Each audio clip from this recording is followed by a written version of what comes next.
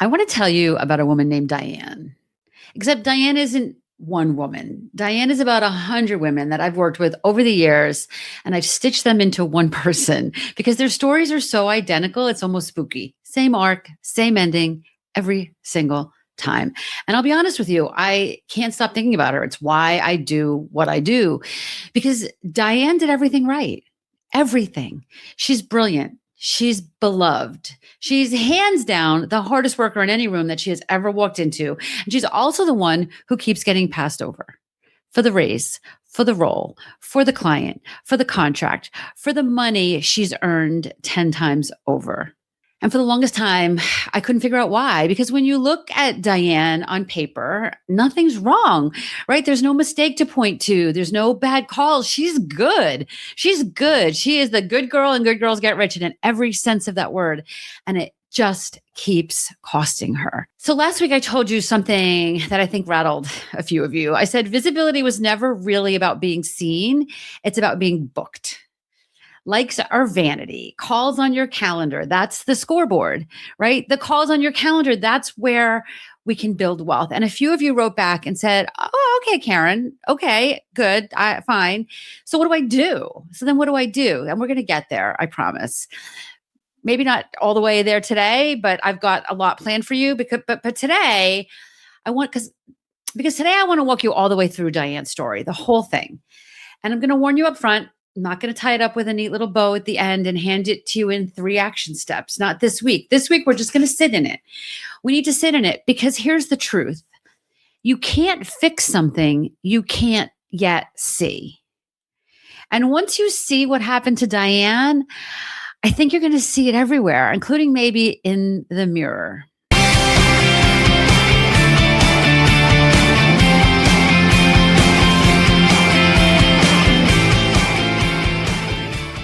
So let me tell you about Diane properly, because you need to love her, and you will, the same way everybody in her life loves her, which is to say completely and freely, right?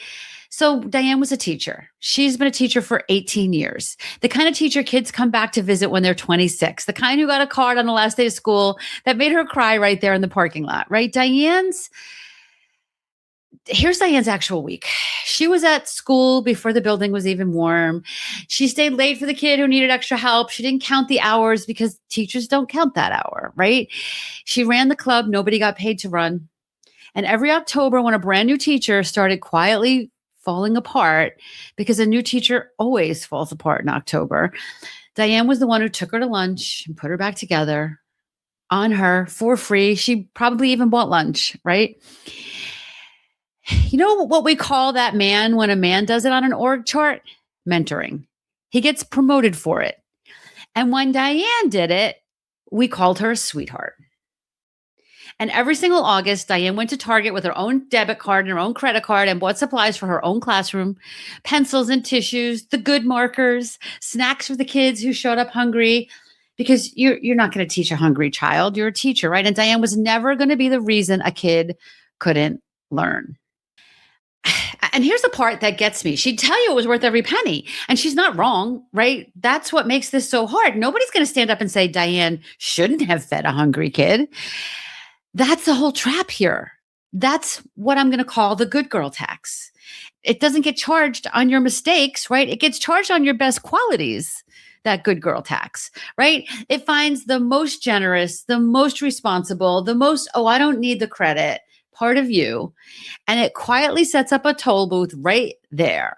Most loved, least paid. Hang on to that phrase, because we're going to kind of come back to that. So where did it go wrong for Diane? Because from the outside, she looked fine for 20 years. I'm going to walk you through this in 2 parts. And the second part is the one that's going to make you put down whatever you're holding, because the second part is probably the room that you are standing in right now. So let's first look at the classroom. Diane picked a profession that we've all quietly agreed to underpay on purpose. And then we gave the underpayment a beautiful name so that nobody would ever fight it. We called it a calling, right? We say teaching is its own reward.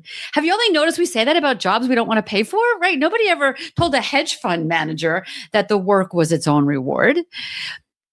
Here's what this calling actually cost Diane in real money. Teachers in this country earn about 73 cents on the dollar compared to the people with the same degree who went into other fields. And that gap at this moment in time is the widest that it's ever been measured. Diane's college roommate, same school, same grades, went into pharmaceutical sales. Diane watched her buy a lake house recently. They started at the exact same starting line, right? And on top of earning less, Diane paid in, right? That Target run every August. Teachers spend on average around almost $1,000 a year of their own money on their classrooms. And the school hands them about a budget of about $200, right? So run that out. Diane's 18 years, and that's the better part of $20,000 that she paid out of her own pocket for the privilege of being underpaid. But hang with me here because this is where it really gets real. The classroom's not actually where Diane got robbed. The classroom is where she got taught, because underneath every lesson plan, 18 years in that building taught her the same things about herself.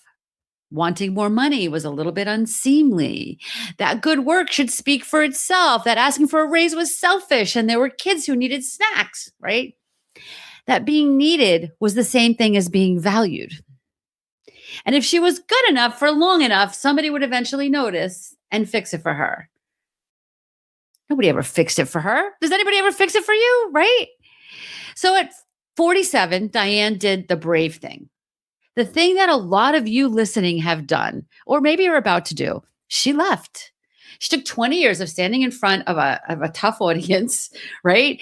And holding their attention, which, by the way, is one of the hardest skills on earth that most executives flat out can't do, right? She reinvented herself. Corporate trainer, consultant. She hung out her shingle and she logged on to LinkedIn, right? And she got underpaid all over again by the exact same thing, because the thing that was robbing her was never the school district. I want you to watch here how it follows her out the door. A company calls Diane to build their whole onboarding program. Real money on the table. And before she'll even get on the call, she spends 2 weeks building them a free sample, because she has to be sure that she's qualified. She has to over prepare. She can't just walk in 60% ready and confident the way her competitors do, right? And by the way, you've probably heard that line, men apply when they're 60% qualified, women wait till they're 100% qualified. Be careful with that one. And I've said that one.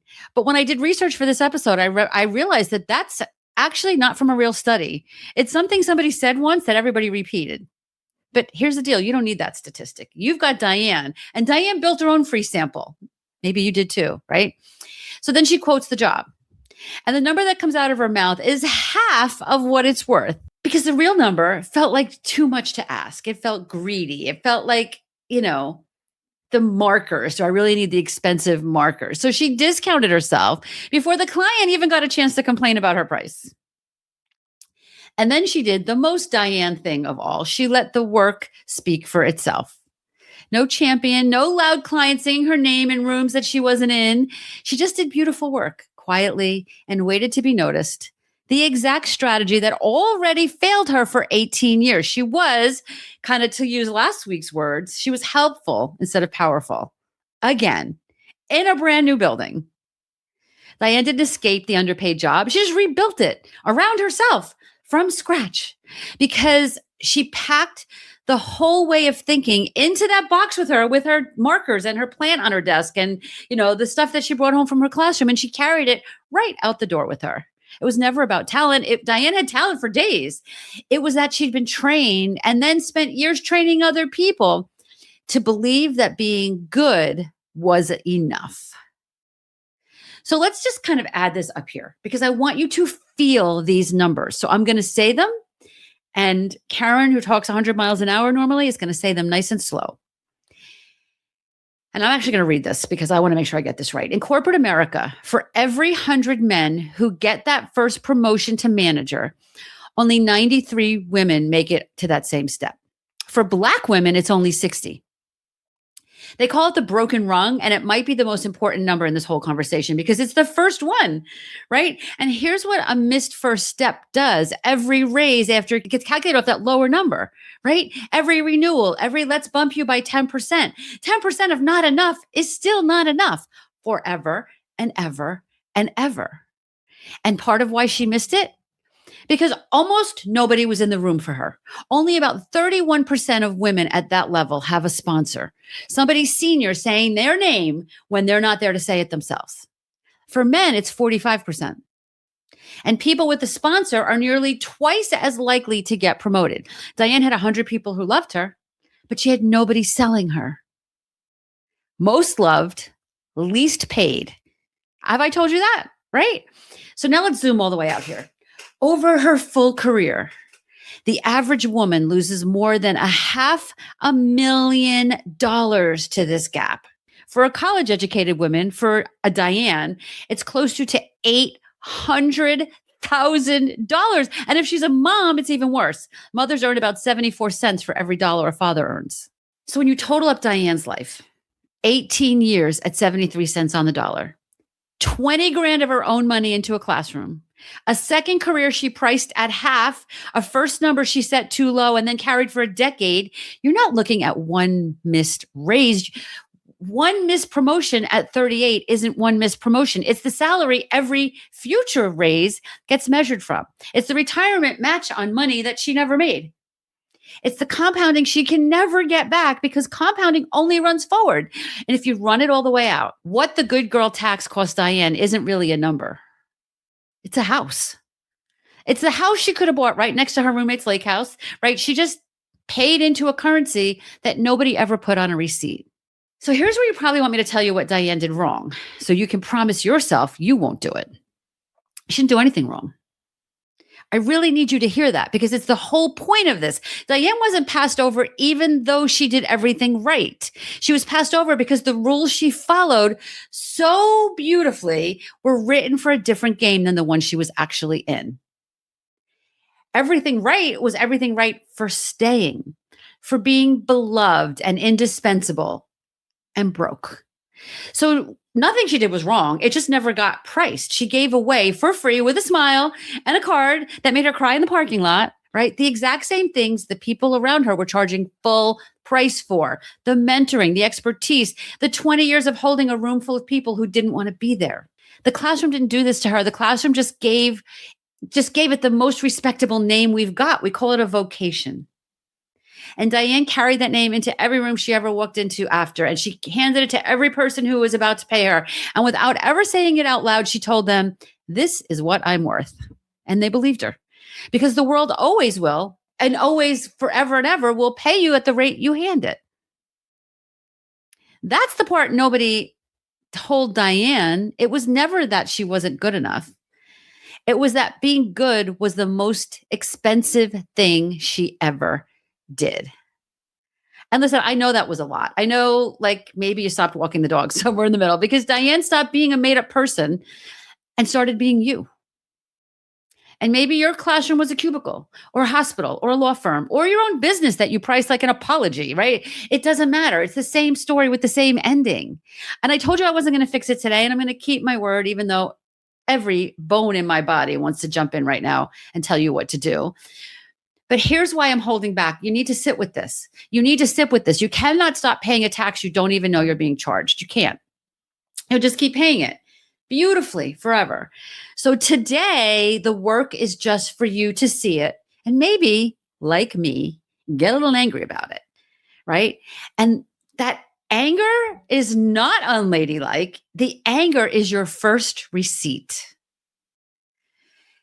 If hearing Diane's story made your stomach drop because it's just a little too familiar, that's not a coincidence. And it's not me trying to sell you something. It's just that the women who are done paying this tax tend to end up in the same room. We call it our visibility salon. It's where you learn to actually price the expertise you already have instead of handing it out with the good markers, right? It's so inexpensive, honestly. Like less than the cost of dinner. Your first week's on me. The link is in the show notes, or you can just go to visibilitysalon.com. We want you to test it out. That's why we give you a week for free. So check that out because I'd love to see you there because it's time for you to learn how to stop paying that good girl tax. And next week, finally, I'm going to give you the first move, the thing Diane has to do to stop the bleeding. But before I can give it to you, I want to tell you something I have never said on this show before about a number that I once put on my own work and how wrong it was. So next week isn't a strategy. Next week is a confession. So I'm Karen Yankovich. Most loved, least paid is not a personality trait. It's a tax, and you can stop paying it. I'll see you next week.